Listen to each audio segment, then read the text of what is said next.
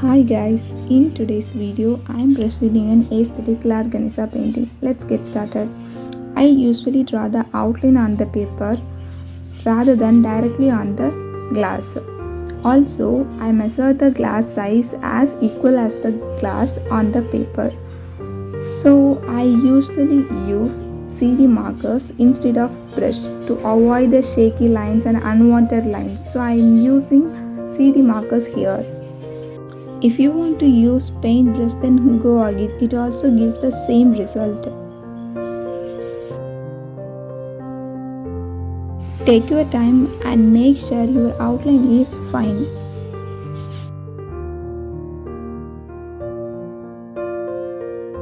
Let's paint the clothes first. I use primary yellow here so that you can see the pigment is very bright and it gives more warm look to the painting. So if you want to use another color, then you can use it. Use a detailing brush or a line brush for a fine results. I am using primary red to make the painting more bright. So also I use only 3 pieces of detailing brush. So this brush is very useful. I give all the links in the description, you can check there. Please be careful while painting on the edges. If the paint comes across the line, no worries. Just wipe it before it gets dry. As we all know, the glass painting is a reverse painting. So I painted the outline first, following the clothes, and I'm going to paint the jewelry and skin, and finally the background. So for the jewelry, I use viridian green to make the jewelry more like emerald. So I use emerald here.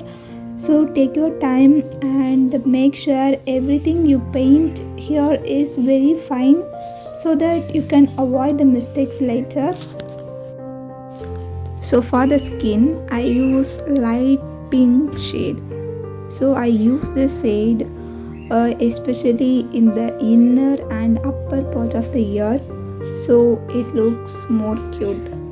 Also, I give the same color in the places like the hand and palm, so it makes the paint looks more cute. So I personally like this. And for the remaining part of the skin, I decide to choose a more warm skin tone. So I here use the color for all the remaining part.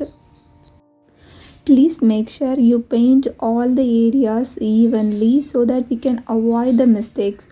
So glass painting is more like a reverse painting, so we need to be more cautious while painting.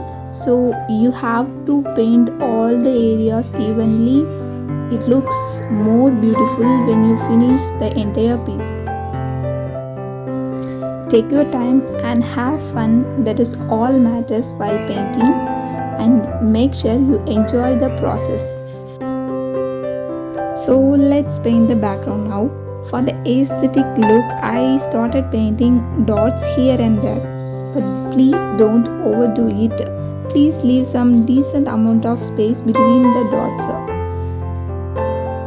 Okay guys, now take a sponge and cut the sponge like this. If you don't have sponge, then no problem, you can use brush, any rough brush. Okay, just dip the sponge in the paint and cover the entire area.